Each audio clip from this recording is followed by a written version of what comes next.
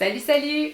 Aujourd'hui, la capsule va porter sur différents faits à propos de résistance. J'ai eu envie de faire un petit survol de cette série-là et d'aborder avec vous différents sujets, des fois des petites observations, des petites choses que vous ne savez pas nécessairement. Puis si vous avez lu Résistance ou si vous vous y intéressez, ben ça va vous donner encore plus d'informations sur cet univers-là, comment il a été conçu, d'où il vient, puis des fois peut-être des petites infos on the side que vous n'auriez pas nécessairement eu autrement.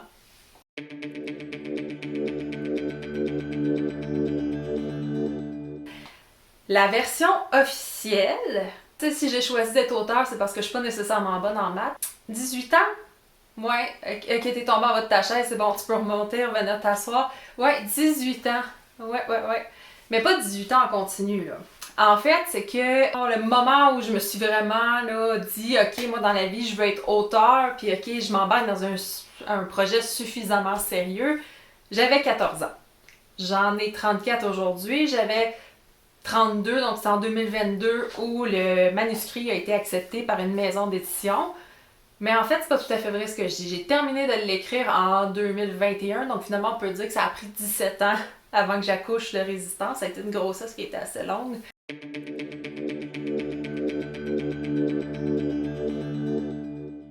Ce que je peux dire, c'est que entre la version à ce moment-là puis la version d'aujourd'hui, à part les noms des personnages, il n'y a pas grand-chose qui a subsisté. Dans le fond, Thomas est venu au monde en 2004, quand j'ai créé son personnage. Yulia aussi. Sébastien aussi. Puis, sinon, dans les personnages qui m'ont suivi depuis tout ce temps-là, il y a Anton aussi, qui, à l'époque, s'appelait Christophe. Autrement, que ça se passe à Montréal. C'est resté dans les deux versions. La fameuse usine que vous voyez en fait en couverture du tome 1, et puis je vais vous en parler un petit peu plus tard, elle est restée. L'intrigue a énormément changé et énormément évolué, Dieu merci. Et c'était vraiment un peu n'importe quoi.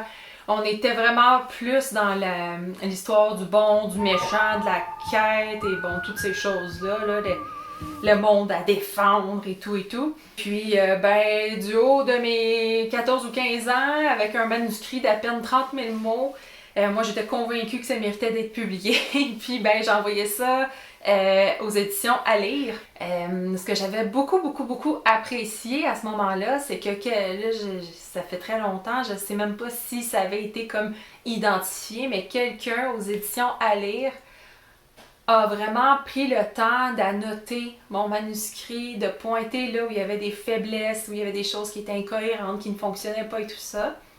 Donc, j'ai reçu ma lettre de refus. Je dirais que mes efforts à ce moment-là se sont pas mal arrêtés là. J'étais triste, j'étais frustrée. J'ai pris la nouvelle avec toute la maturité qu'une fille de 14-15 ans pouvait. J'ai mis ça de côté pendant un bout de temps, puis là, c'est là que ça a parti. Je le reprenais, j'arrêtais, je reprenais, j'arrêtais. J'ai tiré ça pendant un bon bout de temps. Donc, c'est ça, j'ai repris officiellement l'écriture de façon plus sérieuse à partir de 2019. Et donc, de fin 2019 jusqu'à la mi-2021 à peu près, j'ai travaillé là, vraiment plus intensément là-dessus. Donc, bref, à travers tout ça, on peut dire que ça a pris à peu près 1 an et 9 mois à écrire.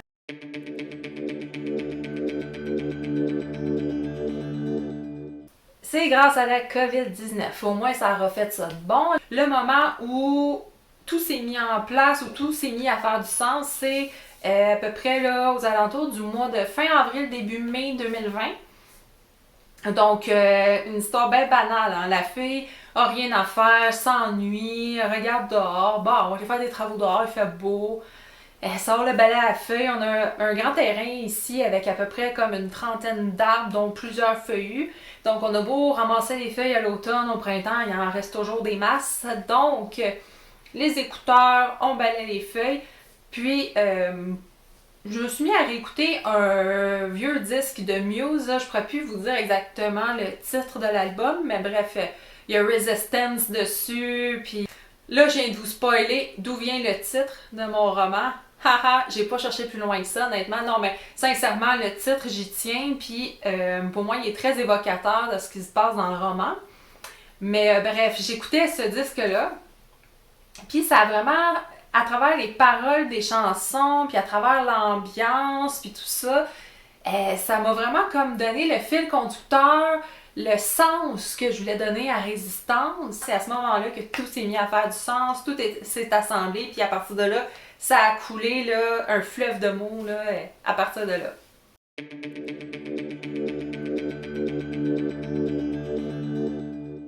Vous l'aurez sans doute remarqué, pour un livre qui se situe dans le suspense, fantastique, quand même sanglant et tout ça, il n'y a pas de rouge sur la couverture. Bon, à l'exception du petit ruban ici, mais autrement, il n'y a pas de rouge sur la couverture.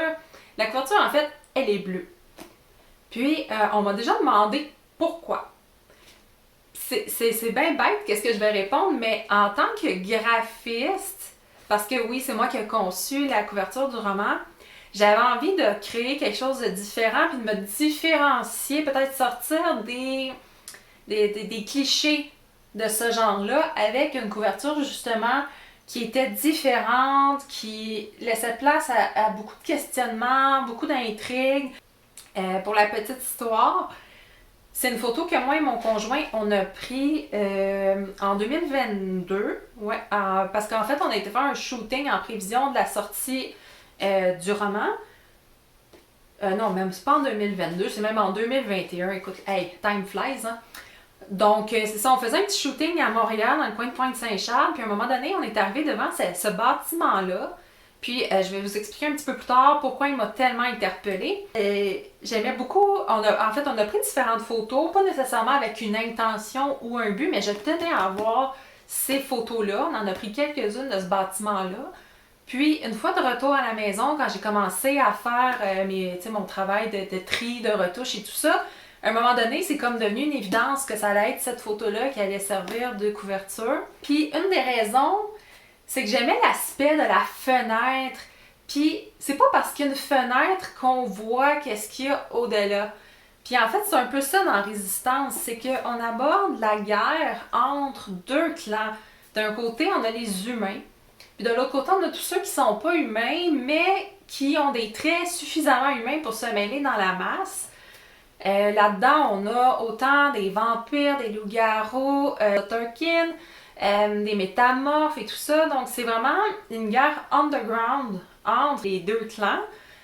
Puis, je sais pas, j'aimais ce petit côté mystérieux et tout ça. Puis, ce type de bâtiment-là, en fait, représente assez bien l'histoire aussi parce que, justement, tous ceux qui ne sont pas humains subissent les assauts des êtres humains qui les perçoivent comme des menaces.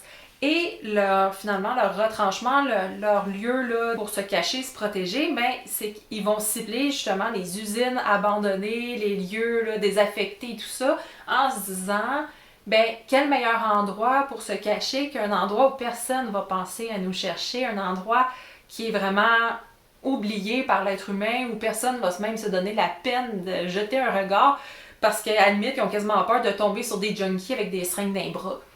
T'sais, donc, c'est vraiment l'histoire là, qui est derrière la couverture. Je voulais avoir quelque chose de mystérieux, de différent. Puis en jouant avec la photo originale, en la retravaillant, le bleu, c'est comme imposé de lui-même. Puis je trouvais que ça amenait une belle ambiance et tout ça. Les carreaux cassés et tout et tout. Puis pour ceux qui ont lu le roman, même je voyais un peu cette fenêtre-là comme peut-être la fenêtre, une des fenêtres en fait, de la chambre de Yulia. Donc voilà pour la petite histoire de la couverture.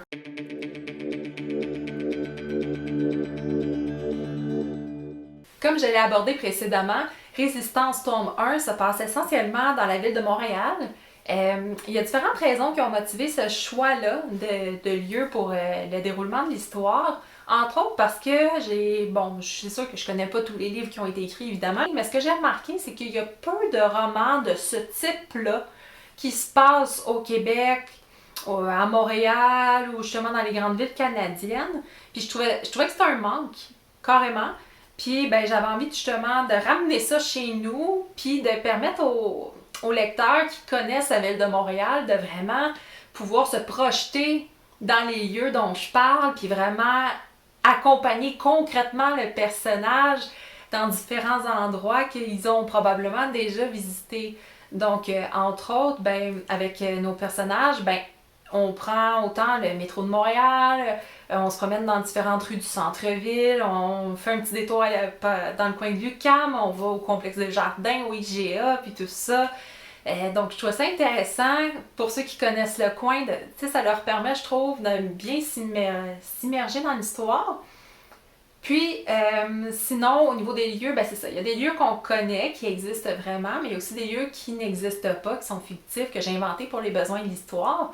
Donc, à ce moment-là, je reste un peu plus floue là, dans mes détails. Un endroit qui est très, très, très important dans l'histoire, c'est la fameuse usine où les personnages qui ne sont pas humains se cachent pour réussir à échapper à l'être humain. Et celle qui m'a servi de référence, je l'ai vue durant toute mon enfance. Pour ceux qui sont du coin de Saint-Jean-sur-Richelieu, ben, je fais référence tout simplement à l'usine de la Seigneur. Donc, dans le coin de Saint-Jean, il y a beaucoup de gens qui, non seulement l'ont vu, mais y ont travaillé. J'ai même appris, puis ça c'est vraiment comique, j'ai appris récemment, en fait, dans le temps des fêtes, donc on s'entend que ça faisait comme un bon 8 mois que mon roman était sorti, que mon père a travaillé dans cette usine-là. Puis je sais pas pourquoi on n'a jamais eu de conversation là-dessus. Il m'a apporté différents détails, différentes choses au niveau de l'architecture intérieure, des choses que je savais même pas. Puis je sais juste pas pourquoi on s'est jamais parlé de ça avant. J'étais vraiment comme, ben voyons donc. Donc, ben c'est ça, cette usine-là, elle avait une architecture vraiment particulière, était imposante. En fait, quand j'ai commencé à créer Résistance, ça a pas mal concordé à peu près dans les mêmes temps. J'ai développé une espèce de fascination pour la Deuxième Guerre mondiale, puis toute la Shoah, puis tout ce qui a été fait contre les Juifs et tout ça. Puis je m'étais intéressée beaucoup aux camps de concentration, dont Auschwitz. Puis, la particularité de l'usine de la Seigneur, je trouvais que d'une certaine façon, elle me faisait penser à l'espèce de pavillon d'accueil, ou en tout cas l'espèce de grosse entrée du camp d'Auschwitz. Puis quand j'étais plus petite, ben justement, l'usine de la Seigneur me fascinait à cause de ces petites ressemblances architecturales-là. Puis, ben par son envergure, puis par toutes les histoires qui circulaient autour, on s'entend que quand j'avais, mettons, 10-15 ans, la Seigneur, c'était pas tellement un endroit fréquentable, habité par toutes sortes de gens. Donc, ça me faisait un peu peur, ça me fascinait, c'était comme l'inconnu, puis tout ça. Donc, elle a toujours vécu dans mon imaginaire, puis même si aujourd'hui, elle a été réaffectée, puis bon, rebâtie, tout ça, pour en faire une résidence de personnes âgées, ben, je sais pas, elle m'a toujours suivie, je la voyais tout le temps, puis elle a tout le temps été dans mon imaginaire. Donc, quand j'ai eu à choisir vraiment à créer un endroit où je pouvais installer mon monde, si je puis dire, ben, ça a été une évidence que ça devait être là.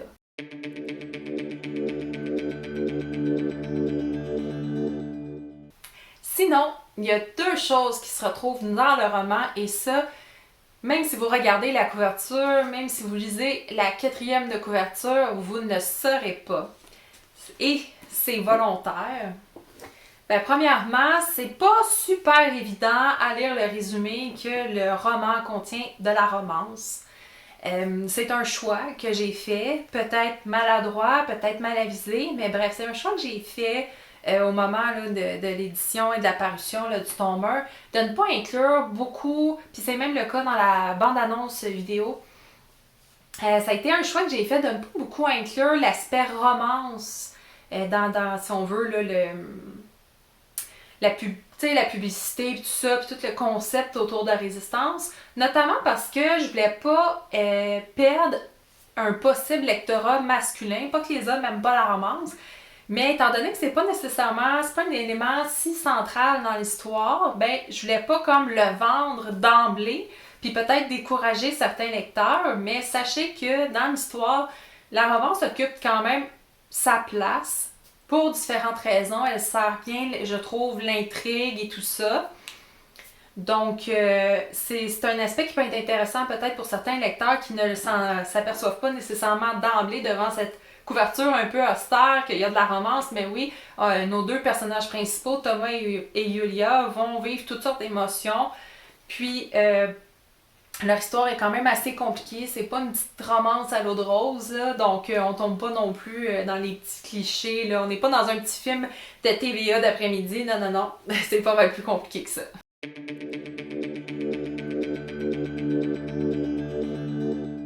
Sinon, un autre sujet que je laisse volontairement vague, autant sur la quatrième de couverture que dans la bande-annonce, c'est tout l'aspect de ceux qui ne sont pas humains. En fait, la raison pour laquelle j'ai fait ça, c'est que ce soit sur une quatrième de couverture ou dans une rencontre, dans un événement littéraire, quand je dis le mot fantastique, j'ai des gens qui reculent de 20 pieds, puis j'ai des gens qui sont intéressés. Mon problème, c'est les gens qui reculent de 20 pieds. Parce que dans Résistance, c'est pas l'élément central du récit. C'est pas ça qui est le plus important. En fait, Résistance, c'est plus l'histoire d'une guerre que véritablement une histoire de vampires, de loups-garous et tout ça. Mon but, le défi que je me suis donné en écrivant ce roman-là, c'est de ne pas tomber dans les clichés. Je voulais pas refaire ce qui a déjà été fait. Puis je voulais épurer le genre, justement, de tous les clichés, les histoires toutes faites qu'on connaît. Puis là, ça va l'air un peu péjoratif ce que je vais dire, là, mais tu sais, l'histoire là, de la jeune adolescente un peu esselée là, à l'école secondaire qui tombe en amour avec un beau vampire. Bon, moi, tu sais, ça n'a jamais été mon trip, j'ai jamais été là-dedans, puis je voulais vraiment pas écrire un roman de ce genre-là. Donc, c'est volontaire que j'ai pas nécessairement abordé puis montrer clairement ceci est un roman fantastique contenant des vampires et des loups-garous. C'est voulu, c'est pour justement peut-être contourner les réticences que certaines personnes pourraient avoir quand on en parle plus en profondeur dans les événements et tout ça. Je le dis aux gens ce que ça contient. Mais la plus belle anecdote que je peux vous raconter, c'est un collègue de travail de mon conjoint. Donc voilà, Serge a adoré le roman. En fait, m'a écrit personnellement pour me dire qu'il avait adoré. Quand il a croisé mon copain au bureau, a répété qu'il avait adoré ça et tout ça. Et là, l'anecdote qui est intéressante, il a dit c'est quoi, Guillaume, je suis contente que c'était pas écrit sur la quatrième de couverture qu'il y avait des histoires de vampires et de loups-garous. Parce que j'ai des préjugés négatifs par rapport à ce style-là, puis je serais passée à côté de la lecture d'un fichu de bon roman. Puis, tu vois, c'est exactement pour ça que je n'ai pas indiqué derrière la quatrième de couverture vampire et loup-garou.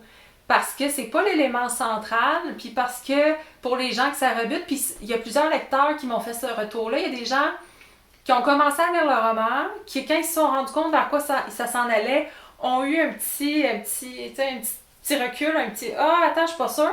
Puis finalement, ils ont continué, ils ont donné une chance à l'histoire, puis se sont rendus compte que ça s'écartait complètement autant des préjugés que des clichés qui existent autour de ce genre-là. Puis finalement, ils ont passé un super bon moment à lire le roman. Et donc voilà, c'est vraiment deux aspects qui sont pas nécessairement clairs.